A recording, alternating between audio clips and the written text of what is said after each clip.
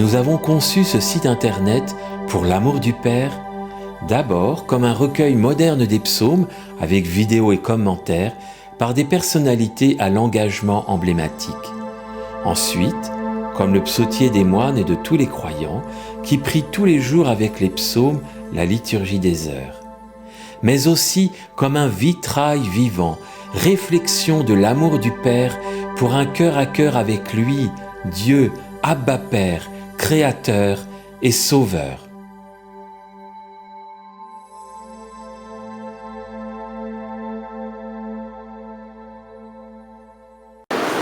Père évêque, vous venez de célébrer une messe du 11 novembre à Notre-Dame de Paris.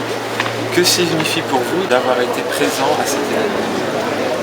Bien, c'est un événement qui est devenu traditionnel. Tous les 11 novembre, nous avons l'habitude de retrouver tous les Antillais qui sont éparpillés dans l'Hexagone. Et le lieu de rendez-vous, c'était Saint-Sulpice, parce que c'est la plus grande église de Paris. Et pour les raisons de festivités dans le cadre de l'année de Jubilé, on a pu obtenir que ce soit à Notre-Dame. Et c'est un événement d'une certaine manière, parce que, comme je l'ai dit, en 850 ans, c'est peut-être la première fois que les évêques de couleur, il y a déjà eu d'autres évêques africains qui sont passés, mais parlant créole, puissent s'exprimer d'une manière officielle, alors que le créole n'était pas considéré comme une langue, autrefois, était même banni, considéré comme un patois méprisable. Donc il y a là tout un tas de symboles, parce que symbole d'une ouverture, symbole aussi de cette mixité qui est de plus en plus constatée dans le monde, à travers les populations, les cultures. Et puis alors, une invitation, je crois, aux Antillais, adressée aux Antillais, à s'affirmer, à avoir confiance en eux-mêmes et à apporter aussi quelque chose de positif, au lieu de donner toujours l'impression qu'ils sont en attente, qu'ils sont à recevoir.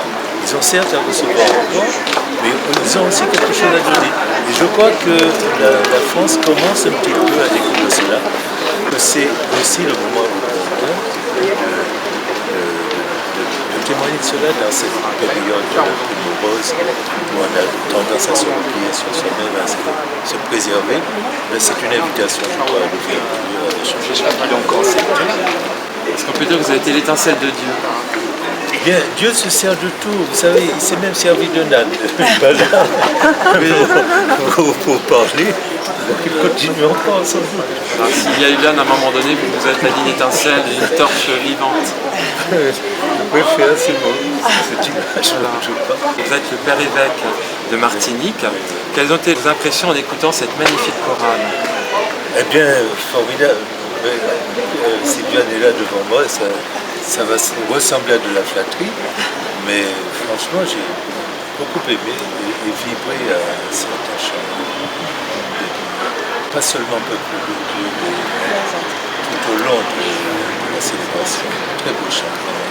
Et je crois que ça apporte quelque chose, c'est de nouveau, dans nos habitudes assez compassées. Je crois que ça apporte une certaine vie, une ouverture, une joie. Ce n'est pas souvent ici. Différent. Voilà. C'est une joie qui vous est propre, qu'il est bon pour reconnaître. Que diriez-vous à vos confrères évêques de France pour les inviter à accueillir des artistes créoles comme Sylviane Norté, qui est auteur, compositeur, interprète et qui a magnifiquement dirigé cette chorale? Moi, je ne peux que faire de la propagande, de leur proposer. Cette messe créole est dans la mouvance des messes créoles comme celle d'Ariel Ramirez, qui est chantée en dehors des messes, dans des églises. Là, est-ce qu'on pourrait imaginer que petit à petit, cette messe créole soit chantée dans les églises, par les assemblées? Et je pense, il y a d'ailleurs tout un travail qui est fait en ce sens, avec Belle à l'Église, par exemple, il y a des groupes de recherche.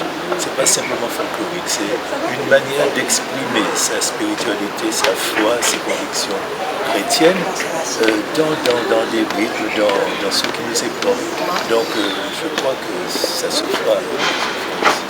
D'accord. Écoutez, merci beaucoup mon père. Et qu'auriez-vous dire à l'une de vos paroissiennes, digne chanteuse? Qu'est-ce que je puis te dire? Mais je le sais. Alors vas-y. Ah ben, un grand merci pour aujourd'hui. Merci à toi. Merci. Non, merci mon Merci. père. Merci Sylvain.